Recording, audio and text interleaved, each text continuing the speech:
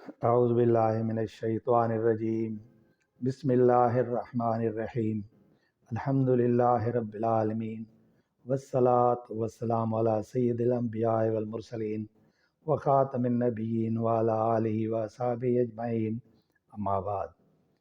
प्यारा दोस्तों, फ़कीर फैज़ मोहम्मद सिकंदरी पिताफ़ी अल-फैज़ चैनल सां गॾु अवां जी ख़िदमत में हाज़िर आहे। मुंहिंजा साईं, अॼु आऊं अवां जी ख़िदमत में क़यामत जूं निशानियूं ॿुधायां थो। याने हुज़ूर आक़ाए नामदार सल्लल्लाहु ताला अलैहि वसल्लम हजतुल विदा जे मौक़े ते काबतुल्लाह शरीफ़ जे दरवाज़े जी कुंडी खे पकड़े पाण सहाबा किराम खे मुख़ातिब थींदे फ़रमायाऊं त छा अव्हांखे क़यामत जूं निशानियूं न ॿुधायां? सहाबा किराम अर्ज़ु कयो, मुंहिंजा साईं ॿुधायो। पाण फ़रमायाऊं त क़ुर्ब क़यामत जूं जेके निशानियूं आहिनि, याने क़यामत जॾहिं क़रीब थी वेंदी, अचण वारी थींदी, त उन वक़्तु छा हालात हूंदा, उहे मुंहिंजे साईं ॿुधाया। मुंहिंजे साईं ॿुधायो त मुंहिंजी उम्मत नमाज़ तर्क करे छॾींदी, याने नमाज़ पढ़ण वारा उन वक़्तु तमामु घटि थी वेंदा। उन वक़्तु माण्हू शहवतनि जा पुॼारी थी वेंदा। उन वक़्तु मुंहिंजी उम्मत ख़्वाहिशनि जे ताबे थींदी, जाॾे ख़्वाहिशूं उनखे नींदियूं ही बि उन्हनि जे पुठियां हलंदी। उन वक़्तु माण्हू अमानतूं ज़ाया कंदा, याने अमानतुनि में ख़यानत कंदा, हराम कमनि खे हलाल करे ॼाणींदा। जीअं 3 तलाकनि खां पोइ कंहिं बि हीले बहाने सां साॻी औरत खे घर वठी ईंदा। व्याज आम थी वेंदो ऐं उन हराम ऐं झलियल अमल खे धंधो करे ॼातो वेंदो। रिश्वत आम थी वेंदी, याने जाइज़ कम बि रिश्वत खां बग़ैर न थींदा। वॾा घर, वॾा बंगला, प्लाज़ा, महल ऐं ऊचियूं माड़ियूं ठाहिण शुरू थी वेंदियूं। माण्हू दुनिया ख़ातिर दीन विकिणंदा, याने कूड़ियूं फतवाऊं ॾींदा, हुक्मराननि जी झोली में वञी वेहंदा। ये दुनिया ख़ातिर दीन आलिमी विकिणंदा। मिटियूं माइटियूं छिनियूं वेंदियूं, फ़ैसिला विकिरो थींदा, याने जेका धुर घणा पैसा ॾींदी उन जे हक़ में फ़ैसिलो कयो वेंदो, भले उहा ना हक़ ते छो न हुजे। शर्तूं आम लॻायूं वेंदियूं, जीअं अॼुकल्ह क्रिकेट या ॿियनि मैचनि में किरोड़नि जूं शर्तूं लॻायूं वञनि थियूं। ॿारनि जूं हुकूमतूं क़ाइमु थींदियूं, याने ना सम्झ ऐं नालाइक़ माण्हू हुकूमत कंदा। ॻाइणु वॼाइणु आम थी वेंदो, याने फ़नकार ऐं गुलूकार आम थी वेंदा। दरिंदनि जहिड़ो लिबास थी वेंदो, याने माण्हू उहे दरिंदा जेके जानवर आहिनि उन्हनि जे खलनि जो लिबास पाईंदा, दहशत फैलाइण वग़ैरह जे लाइ। ऐं शहर में ज़ुल्म आम थी हर शहर में ज़ुल्म आम थी वेंदो। तलाक जो रिवाज वधी वेंदो, ज़नाकारी आम थी वेंदी। अमानतदार माण्हू बददयानत थी वेंदा। ख़यानती माण्हुनि खे अमानत जा उहिदा ॾिना वेंदा, याने ख़यानतदार जेके माण्हू हूंदा उहे वॾनि अवामी उहिदनि ते फ़ाइज़ थींदा, याने ज़कात सदक़ात वग़ैरह जा जेके बि अवामी भलाई जा कम आहिनि उन्हनि ते ख़यानतदार माण्हू जेके आहिनि सो मुक़ररु कया वेंदा। बहतान मढ़णु आम थी वेंदो, कूड़ियूं शाहिदियूं ॾिनियूं वेंदियूं, बरसाति नुक़सान पहुचाइण वारी वसंदी, ॿार आपे खां निकिरी वेंदा, याने माउ पीउ ते कावड़ कंदा ऐं माउ पीउ खे गारियूं ॾींदा ऐं विढ़ंदा। माउ पीउ वीचारा उन्हनि जो गुस्से खां डिॼंदा।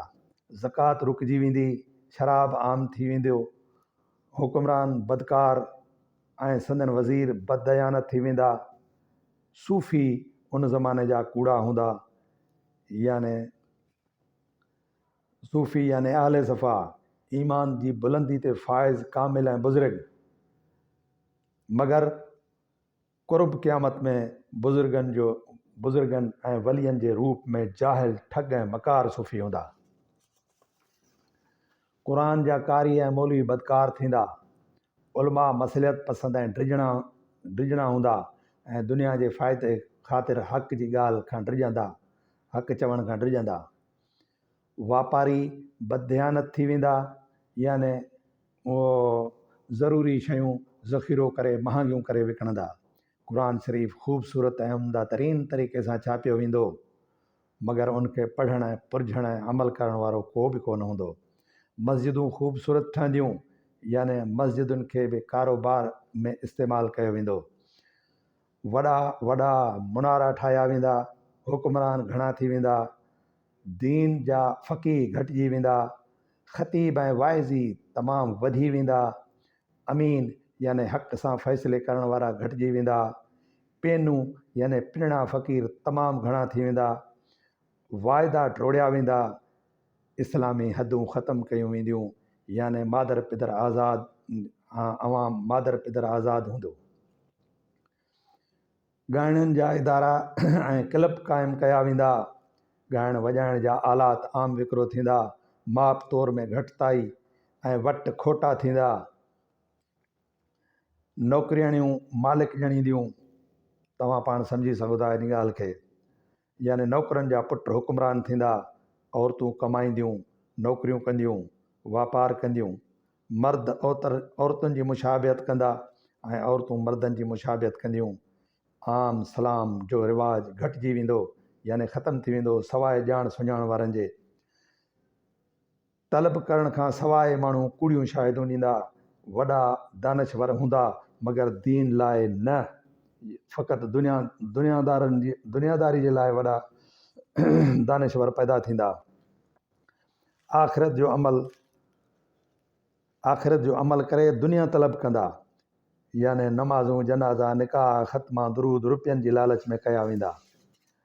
काफ़र ऐं ज़ालिम वॾी इज़त वारा हूंदा ऐं उन वक़्तु मुनाफ़िक़ ऐं बदकार मज़बूत ऐं ताक़तवर हूंदा। जाहिल इज़तदार थींदा, मोमिन मुतक़ी ऐं परहेज़गार कमज़ोर ज़लील हूंदो। उनजो दिलि ईअं ॻरंदो जीअं उनजी दिलि वीचारे जी ईअं ॻरंदी जीअं लूणु पाणी में ॻरंदो आहे। ऐं आख़िरी ॻाल्हि ऐं वॾे में वॾी ॻाल्हि इहा आहे त उन ज़माने में सभ खां वॾो अकुलमंद उहो सम्झो वेंदो जेको पंहिंजे दीन सां ईअं चालाकी कंदो जीअं लोमड़ी चालाकी कंदी आहे।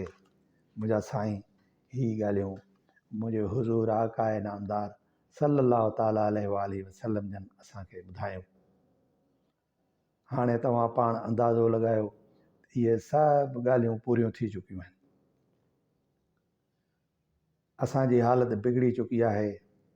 अल्लाह ताला खां इहा दुआ था घुराऊं, मुंहिंजा मौला सोणे हबीब अलैहिस्सलातु वसलाम जे सदक़े ऐं सहाबा किराम जे सदक़े ऐं आइमा किराम जे सदक़े ऐं मुंहिंजा रब करीम अज़वाज मुतहरात जे सदक़े ऐं मुंहिंजा रब करीम जेके तुंहिंजा प्यारा बाना आहिनि उन्हनि जे सदक़े असांजे हाल जे मथां रहम जे नज़र फरमा, करम जे नज़र फरमा, इनायत जी नज़र फरमा।